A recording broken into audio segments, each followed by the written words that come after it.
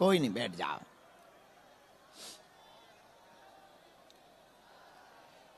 कैसे हो?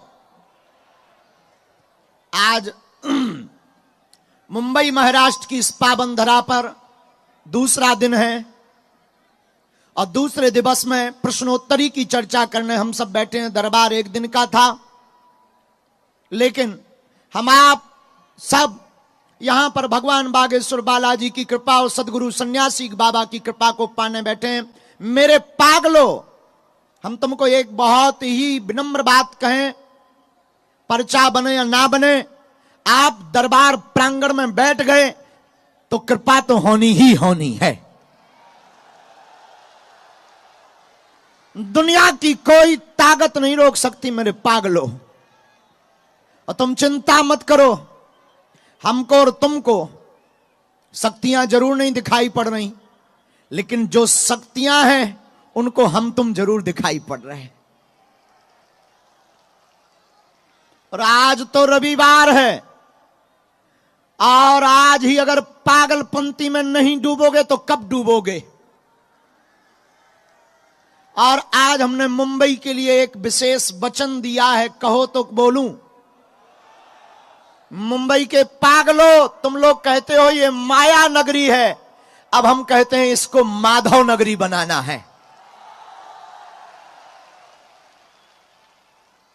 माया नगरी को माधव नगरी बनाना है। अब तुमने माया को तो बहुत पकड़ लिया, आओ बागेश्वर धाम के साथ माधव को भी पकड़ें। और पकड़ना पड़ेगा तुमको, कब तक नहीं पकड़ोगे याद रखना। मेरे पागलों, बहुत आज गंभीरता से सुनना। माया साधन है, माधव की भक्ति साधना है। माया को पकड़कर तुम बड़ी बड़ी बिल्डिंगें, बड़े बड़े मकान, बड़ी बड़ी व्यवस्थाएं, भोजन की व्यवस्था, खाने की व्यवस्था बना सकते हो, लेकिन माधव के बिना तुम्हारी जिंदगी, तुम्हारी लाइफ एंजॉयफुल नहीं होगी। हम तुमसे ही पूछते हैं, कल कौन कौन आया था? लगभग सब आए थे। लगभग 2 लाख से 5 लाख के बीच में कल लोग आए थे। कल कितने घंटे का दरबार लगा? 4 घंटे का, 3 से 4 घंटे का। लेकिन मेरे पागलो,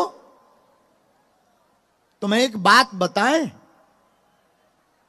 तुम किसी मूवी को देखने कितनी भी बार जाओ, एक ही मूवी को देख देख करके परेशान हो जाओगे।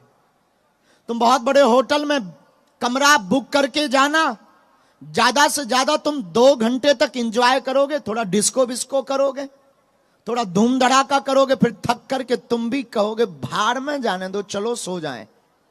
हां जी या ना जी?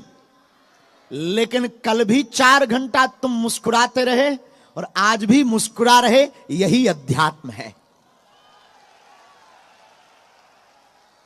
लोग पूछते अध्यात्म क्या है? मेरे पागलो, जिसमें चेहरे पर मुस्कुराहट आ जाए, यही तो अध्यात्म है। और हमने एक बात बोली थी बहुत पहले किसी मंच से, हंसा करो, हंसाया करो। बागेश्वर बालाजी का दरबार अपने बाप का घर है, आया जाया करो।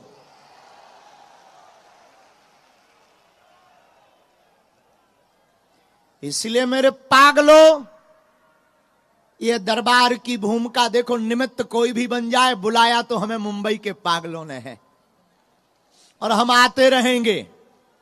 और आज हम तुमको बहुत कुछ दे करके जाएंगे।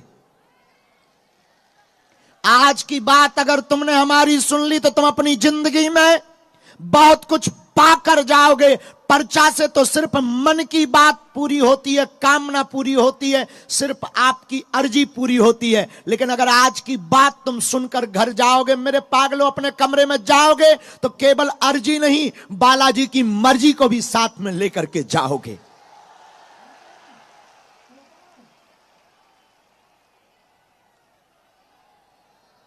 और तुम पाते हो, चाहते हो कि बालाजी की मर्जी हो जाए, कौन कौन चाहता है?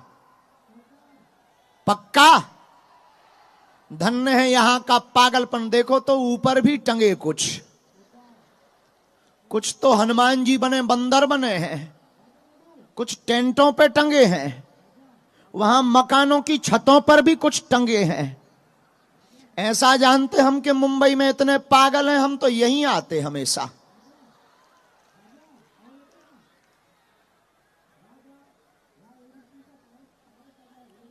निमित्त मात्र में यहां के आयोजन में हमारे रवि व्यास, हमारी बहन, जिनकी अद्भुत व्यवस्था थी, यहां की विधायिका गीता जैन, सुरेश खंडेलवाल जी, हेमंत जी, राजन नायर जी, प्रमोद जी और श्याम गोस्वामी जी, आप सब 7 लोग सप्त ऋषि बने इस आयोजन के।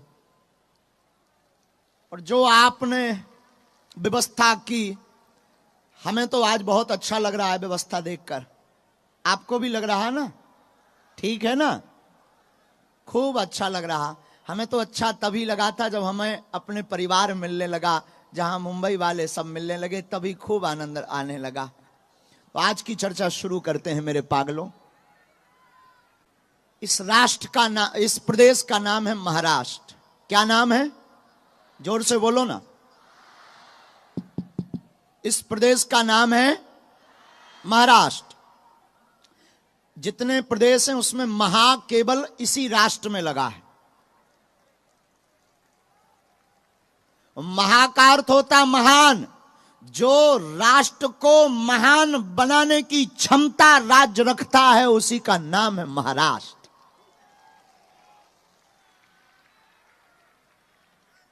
और महाराष्ट्र की यह नगरी है माया नगरी। इसका नाम है मुंबई। क्या नाम है? वैसे तो यह भगवती मुंबा देवी की नगरी है, इसका नाम है माया नगरी। माया का मतलब जो नहीं है वही माया है, जो सिर्फ दिखाई पड़ रही। याद रखना, जो तुम देख रहे ये सिर्फ एक कल्पना है। सच और सत्य तो परमात्मा है। दूसरी बात, व्यवस्थाओं से, साधनों से तुम मेरे पागलों उपभोग की वस्तुएं ले सकते हो, पर जीवन जीने की कला तो तुम परमात्मा के दर पर ही पा सकते हो। हमारे शास्त्रों से ही पा सकते हो।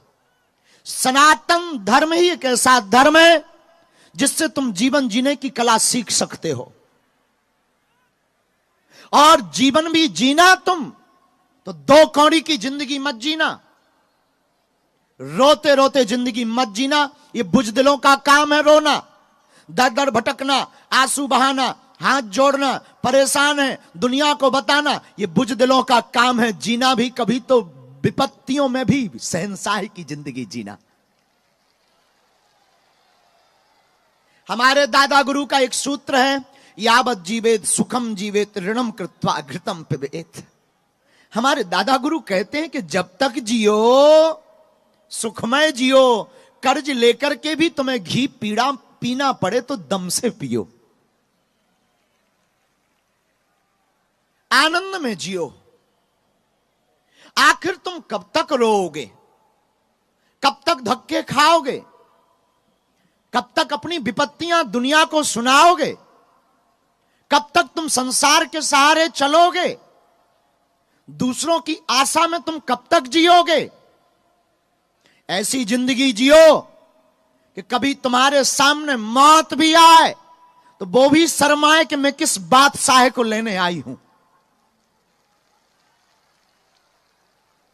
बुजदिलों की जिंदगी तो बहुत जी रहे हैं, रो रो कर तो बहुत जी रहे हैं।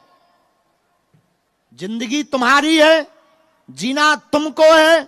चाहे रोकर निकालो या हंसकर निकालो, जीना तुमको पड़ेगा। लेकिन अगर तुम सनातन से जुड़ जाओगे, अगर तुम संस्कृति से जुड़ जाओगे, अगर तुम हनुमान जी से जुड़ जाओगे, हम तुमको बहुत मजेदार कहते हैं बात एक, फक्कड़पन में भी तुम अपने आप को राजा मानोगे। तुम भी कहोगे सिर पर सीताराम, फिकर फिर